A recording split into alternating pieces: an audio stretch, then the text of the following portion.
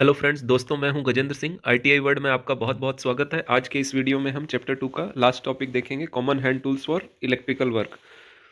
तो आप सभी से रिक्वेस्ट है कि इस वीडियो पर आप एंड तक बने रहें। आपको पसंद आता है तो लाइक करें, ज़्यादा से ज़्यादा शेयर करें, ताकि जो भी प्रिपरेशन कर रहा हो जीआई से रिलेटेड तो उसे फ़ायदा हो। आप चैनल पर नए हैं तो सब्सक्राइब करके बेल आइकॉन को प्रेस करें। आपकी कोई भी क्वेरी है तो कमेंट बॉक्स में लिख कर बताएं। तो चलिए स्टार्ट करते हैं। इलेक्ट्रिकल वर्क के लिए जो हैंड टूल यूज़ किए जाते हैं उसे दो पार्ट में डिवाइड किया जाता है, टूल किट टूल्स और अदर टूल्स। तो टूल किट में आपका देखिए पेचकस, plier, phase tester, poker, test lamp, हथौड़ा, नोज प्लायर, रेती, छेनी, hexa, hand drill machine, centre punch आदि इत्यादि यूज होते हैं। अदर में देखिए crimping tools, spanner, bearing puller, pulley puller, stock, die, soldering iron, wire gauge आदि यूज होते हैं। पेचकस देखिए, पेचकस का हैंडल आपका लकड़ी या सेल्यूलोज एसिटेट प्लास्टिक का बना होता है।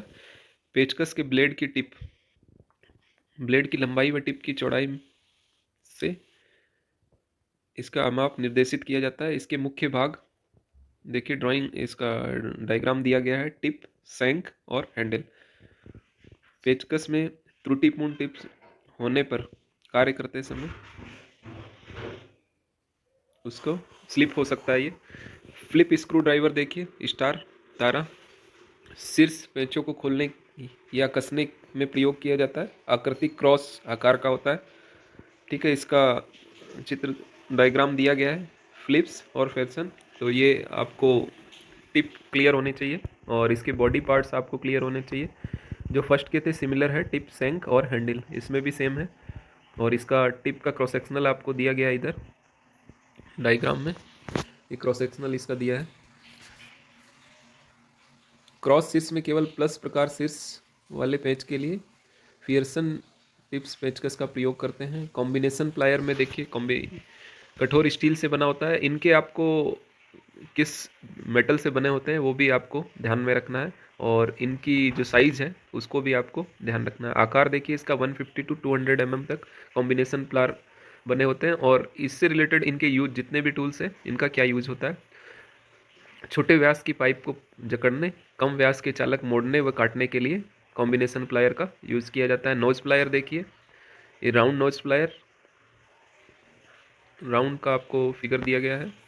इसकी जो चोंच होती है गोलाकार होती है। इसका उपयोग रिंग लॉक लगाने या निकालने तथा चालक को लूप आकार प्रदान करने में किया जाता है। फ्लैट नोज प्लायर, इसकी चोंच चपटी होती है। दोनों का फिगर दिया गया है, आपको क्लियर होगा उससे। इसका उपयोग बहुत कम जगह में स्क्रू लगाने के लिए किया जाता है।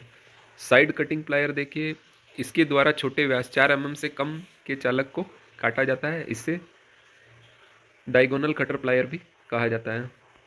ये टूल्स आपने डे टू डे सभी वर्किंग है या जो भी आपने प्रैक्टिकल किए हैं कॉलेज में तो सभी ने देख रखे हैं। निपर, इसका उपयोग कठिन सामग्री को छोटी मात्रा में हटाने या काटने में किया जाता है, जैसे कांच को वांछित आकार प्रदान करके छोटी मात्रा में काटना। वायर स्ट्रिपर, यह स्टील हार्ड का बना होता है। इसका उपयोग तारों के बाहरी विद्युत रोधन द्वारा हटाने के लिए, इंसुलेशन को हटाने के लिए किया जाता है। इसका उपयोग, इसके फलक पर विभिन्न माप के छिद्र बने होते हैं ताकि जिस गेज का चालक हो उसी गेज में डालकर इंसुलेशन छीला जा सके। इसका कटर तिरछा टेम्पर्ड होता है। क्रिम्पिंग टूल देखिए, इसका उपयोग लग या जोड़ थिम्बल लगाने में किया जाता है। क्रिपिंग टूल से 0.5 mm स्क्वायर से 6 mm स्क्वायर तक के चालक लग लगाए जाते हैं। क्रिपिंग टूल की लंबाई 200 mm तक होती है। ये डायग्राम हो गया क्रिपिंग टूल का। हिक्की का प्रयोग धात्विक कंड्यूट को मोड़ने के लिए किया जाता है।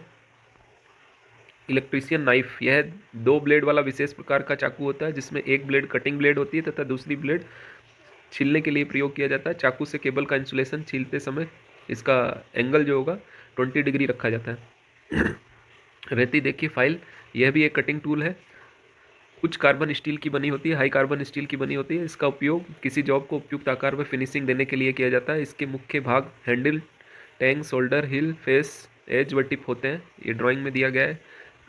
इसमें देखिए हैंडल, टैंग, हिल, फेस, टिप, पॉइंट, ये टोटल इसकी लेंथ हो गई जिससे इनको। और शोल्डर, रेती के जो ये दांतें होते हैं, टीथ, इनकी सफाई के लिए सल्फ्यूरिक अम्ल का यूज़ किया जाता है।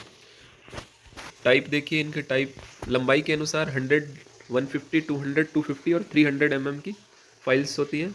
ग्रेड के आधार पे rough cut, bastard cut, perfect smooth cut, dead smooth cut, ये हो गए 5 टाइप के हो गए कट के आधार पे। तो रफ कट, अधिक मात्रा में पदार्थ हटाना होगा तो रफ। बास्टर्ड, साधारण सिंपल जो फाइलिंग करनी है उसके लिए।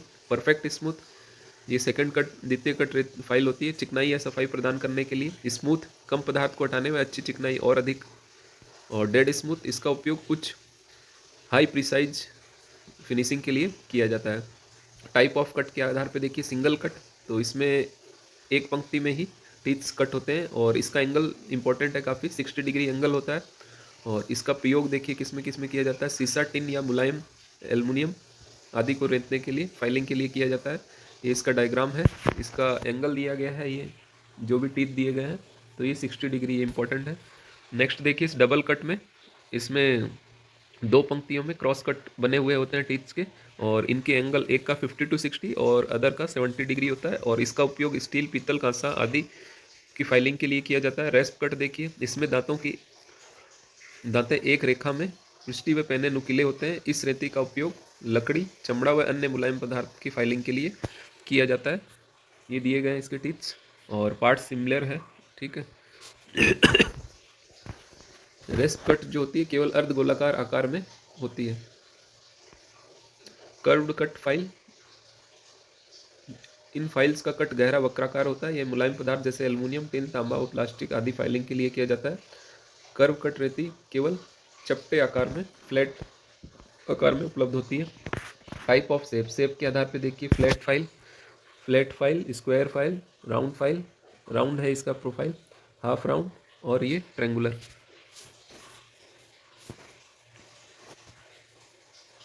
नेक्स्ट देखिए, हेक्सा फ्रेम एंड ब्लेड, ये भी काफ़ी इंपॉर्टेंट है। विभिन्न धातुओं को काटने, धातु या पीवीसी पाइप को काटने हेक्सा ब्लेड का प्रयोग किया जाता है। फ्रेम, इसके मुख्य भाग देखिए, मुख्य भाग हैंडल हो गया, फ्रेम हो गया, wing nut, gliding screw, blade, hexa frame और ब्लेड का ये पूरा डायग्राम हो गया। टाइप ऑफ हेक्सा फ्रेम देखिए, बोल्ड हेक्सा फ्रेम, ये स्थिर होती है, इसको एडजस्टेबल नहीं होती है, इसमें एक विशेष मानक लंबाई के ब्लेड का ही प्रयोग किया जाता है, फिक्स होती है। एडजस्टेबल, इसको कम ज़्यादा किया जाता है, डिफरेंट लंबाई के ब्लेड लगा सकते हैं। एडजस्टेबल ट्यूबुलर फ्रेम हेक्सा, इसमें सामंजस्य योग्य नलिका फ्रेम होता है, इसमें फ्रेम को एडजस्ट किया जाता है, यह सर्वाधिक प्रयुक्त फ्रेम है। इसके द्वारा कार्यखंड को चीरते समय इसकी पकड़ और नियंत्रण उत्तम होती है। ये हाईलाइट पॉइंट देखिए, हेक्सा ब्लेड उच्च वेग इस्पात, हाई कार्बन स्टील की बनी होती है। ये मटेरियल दिया गया है इसके ब्लेड का, इंपॉर्टेंट है। सामान्य हेक्सा ब्लेड की मोटाई 0.63 से 0.8 mm होती है तथा पावर हेक्सा ब्लेड की मोटाई 1.27 से 2.54 होती है। हेक्सा ब्लेड के टाइप्स देखिए, हाँ, टाइप्स ऑफ हेक्सा ब्लेड्स, आल वो फ्रेम के टाइप्स थे, ये भी हेक्सा ब्लेड के। आल हार्ड ब्लेड्स, फुल्ली ये हार्डन की हुई होती है, इसका उपयोग धातु को सीधी रेखा में काटने के लिए किया जाता है। फ्लेक्सिबल ब्लेड, यह ब्लेड नम में होती है और इसमें केवल ब्लेड के दांतों को हार्ड किया जाता है, इसका उपयोग धातु को वक्र रेखाओं के अनुदिश काटने में किया जाता है। पिच ऑफ हेक्सा ब्लेड, जो इसके टीथ होते हैं उनका पिच, दो संगत दांतों के बीच की दूरी पिच कहलाता है। उसके टीथ का आकार पिच से संबंधित होता है, जिसको कटिंग के किनारे 25 mm में दांतों की संख्या के रूप में प्रदर्शित किया जाता है, 1 इंच में। 25 mm में 14 दांतें, 18, 24, 32 टीथ्स, इस प्रकार से इनको डिवाइड किया जाता है। हेक्सा ब्लेड को टीथ अंतराल के अनुसार 3 भागों में, उसका रफ हो गया, मध्यम हो गया और हाई महीन। रफ का देखिए, जो रुस्क वर्ग है इसका पिच होता है 1.8, मध्यम का कम होगा इससे 1.4 से 1 mm पिच होगा, और उत्तम महीन इसका पिच 0.8 हो गया। इसका उपयोग लकड़ी से कील निकालने के लिए किया जाता है, चिमटी का पिंसर बोला जाता है इसको। पंच, यह मार्किंग टूल्स होता है, 2 प्रकार का होता है। सेंटर पंच का एंगल इंपॉर्टेंट है, 90 डिग्री होता है, और प्रिक पंच है, इसका पॉइंट एंगल 30 या 60 डिग्री होता है। 30 डिग्री कोण वाले प्रिक पंच का उपयोग हल्के पंच चिन्ह के लिए किया जाता है, जैसे विभाजक टांग का उचित स्थान प्रदान करने के लिए, तथा 60 डिग्री कोण वाले प्रिक पंच का उपयोग संदर्भ चिन्ह बनाने के लिए किया जाता है। कैलिपर्स देखिए, कैलिपर्स क्या होते हैं, सामान्य कैलिपर्स का प्रयोग मापों को स्टील पैमाने से वस्तुओं को स्थानांतरित करने में किया जाता है। जो स्केल होती है उससे मेजरमेंट लेके उसको ट्रांसफ़र किया जाता है दूसरी वस्तुओं पे। कैलिपर 2 प्रकार के होते हैं, इसका उपयोग किसी जॉब का आंतरिक व्यास या मेजरमेंट आकार नापने में लिए किया जाता है, जैसे सिलेंड्रिकल के अंदर का व्यास, सिलेंडर के इंटरनल व्यास का इनसाइड कैलिपर से, और आउटसाइड का, ये फिगर दोनों का साथ में दिया गया है। फर्स्ट आपका इनसाइड हो गया, इसके जो टिप है वो इनसाइड में बाहर की तरफ हो गया, और आउटसाइड कैलिपर का ये आपका ये इसके बीच में कुछ रख के मेजरमेंट किया जाता है, और इसका इस प्रकार से ये सिलेंडर हो गया इसके इंटरनल मेजरमेंट के लिए। जेनी कैलिपर देखिए एक विशेष प्रकार का कैलिपर होता है, इसका उपयोग समानांतर बाहर व अंदर रेखाओं को चिन्हित करने के लिए किया जाता है, पैरेलल रेखाओं के लिए। गोल छड़ों के केंद्र की स्थिति स्थापन के लिए भी जो राउंड बार्स होती हैं उनकी स्थापन ये भी इम्पोर्टेंट है, और ये दोनों पॉइंट आपको नोट डाउन कर लेना है। सीरीज टेस्ट लैंप, तो ये इलेक्ट्रीशियन अपने टूल किट में रखता है चेक करने के लिए। यह एक लैंप होल्डर होता है जिसके द्वारा एसी आपूर्ति के फेज, न्यूट्रल व अर्थ चालकों की पहचान की जाती है। वह तार के भीतर की संवाहक की निरंतरता की जांच होती है। लैंप के जलने न जलने या कम जलने के आधार पर उसके जो भी दोस्त होगा इलेक्ट्रिसिटी में उसको फाइंड किया जाता है। नियॉन टेस्टर या फेज टेस्टर, इसका उपयोग फेज की उपस्थिति जैसे परिपथ के इलेक्ट्रिसिटी होने या न होने की जांच, फेज की पहचान करने में परिपथ की सत्यता के परीक्षण के लिए फेज टेस्टर का उपयोग होता है। यह 500 वोल्ट के लिए निर्धारित है। इसमें नियॉन लैंप व रेजिस्टेंस 100 K2 से 1 मिली होता है। रेडियस गेज देखिए, यह गेज उच्च गुणवत्ता की स्टील पट्टियों से निर्मित होता है। इसका मापन यथार्थ अर्धव्यास तक किया जाता है। अर्धव्यास गेज का प्रयोग आंतरिक व बाह्य अर्धव्यास की जांच के लिए, रेडियस की जांच के लिए किया जाता है। यूनिवर्सल सरफेस गेज, इसका यूज़ देखिए, डेटम तल के समांतर रेखाओं को खींचने के लिए, मशीन स्पंडल के समकेंद्रीकृत कार्यखंड का नियोजन करने के लिए, कार्यखंड की हाइट व पैरेलल की जांच करने के लिए, डेटम तल के पैरेलल मशीन समानांतर मशीन पर कार्यखंड को ट्रांसफर नियोजित करने के लिए। स्केल देखिए, स्टील पैमाना या लकड़ी का होता है। इसकी लिस्ट काउंट दी गई है 0.5 mm या 1/32 इंच होता है। स्टील पैमाने की मापन यथार्थ वही 0.5, इसकी अल्पतमांक। सामान्यतः पैमाना लंबाई की माप की मेट्रिक व ब्रिटिश दोनों प्रणालियों में माप अंकित किया जाता है। स्क्राइबर ये कार्बन स्टील का बना होता है। इसका उपयोग धातु के कार्यखंड पर रेखाएं खरोंचने के लिए किया जाता है, मार्किंग के लिए। प्लेन स्क्राइबर, ये डायरेक्शन इसका डायग्राम दिया गया है। मेन है इसका पॉइंट कार्बन स्टील का, इसकी पॉइंट बनी हुई होती है। और डबल एंड, इसका उपयोग तंग जगह पर गोल वस्तु के अंदर जैसे कंड्यूट के अंदर रेखाएं खरोंचने के लिए किया जाता है। वाइस, तो वाइस आप सभी ने देखी है, ये जॉब को पकड़ने के लिए उपयोग किया जाता है।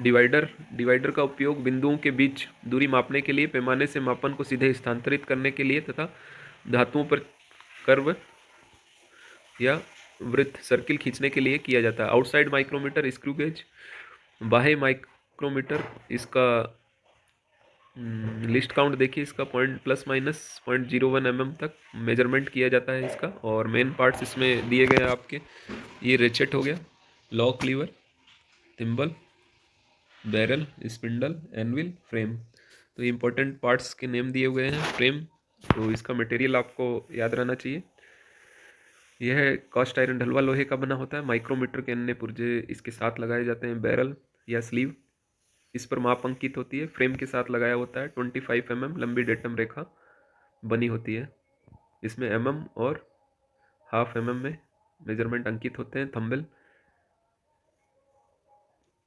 50 भागों में अंकित करके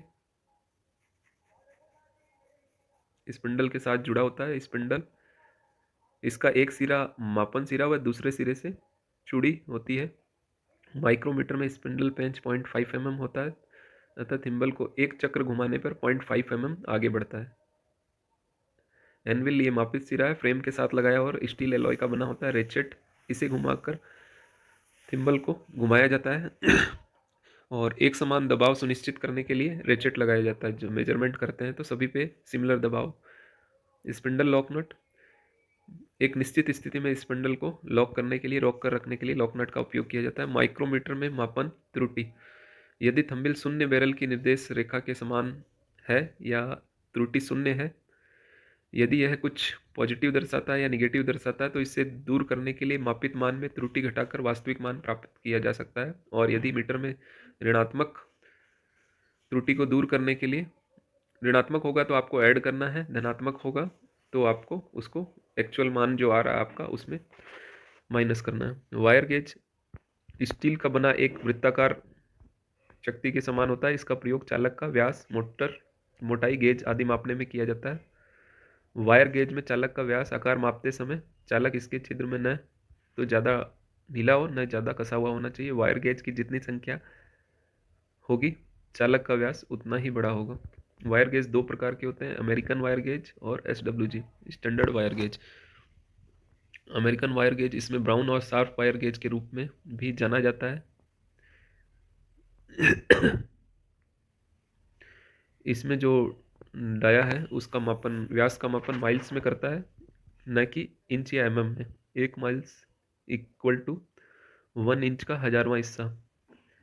AWG को SW में सीधा परिवर्तित नहीं किया जा सकता है। स्टैंडर्ड वायर गेज देखिए, इसका ज़्यादातर यूज होता है और मानक जो स्टैंडर्ड गेज सीमा 0 से 36 SWG तक होती है। ये नोट डाउन कर लें, स्टैंडर्ड 0 से 32.6।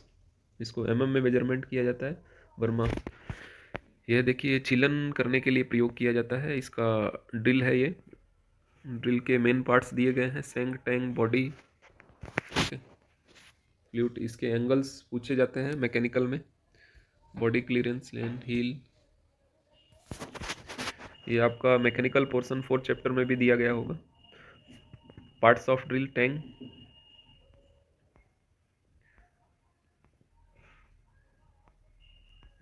ये मेन पार्ट्स हो गए जो आपको दिखाए गए। चिजल क्या होता है? यह एक हैंड कटिंग टूल्स है जो वर्कर द्वारा छीलने या काटने में प्रयोग किया जाता है। छेनी का जो मटेरियल है हाई कार्बन स्टील अथवा क्रोम वेनेडियम स्टील से बनाया जाता है।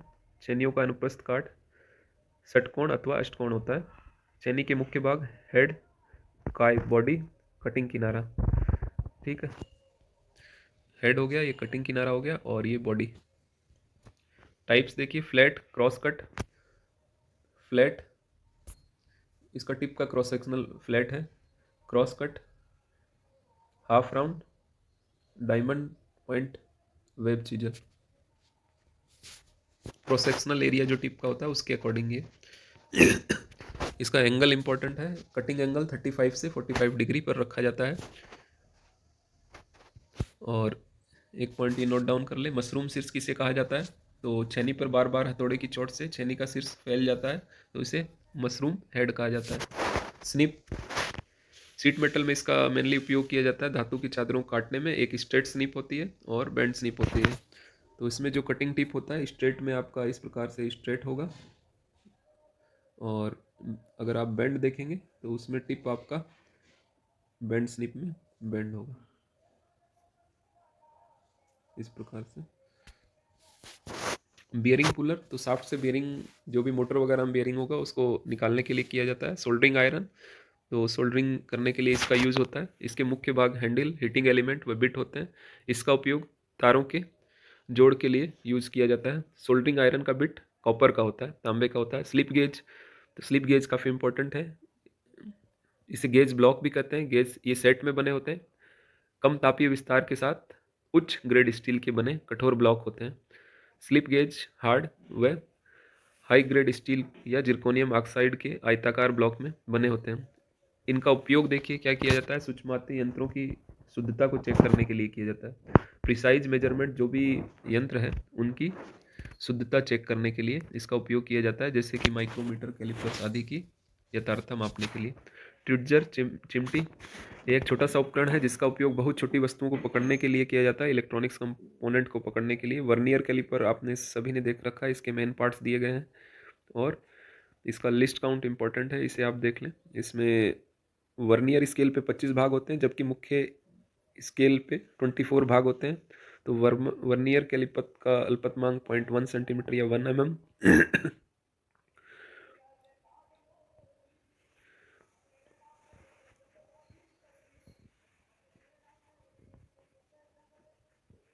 गिमलेट दिया गया है। जिमलेट, इसका उपयोग लकड़ी में छोटे छिद्र करने के लिए उपयोग किया जाता है। नेक्स्ट में हम देखेंगे जो भी अभी टॉपिक कवर किए हैं उनसे रिलेटेड MCQs देखेंगे, इंपॉर्टेंट MCQs।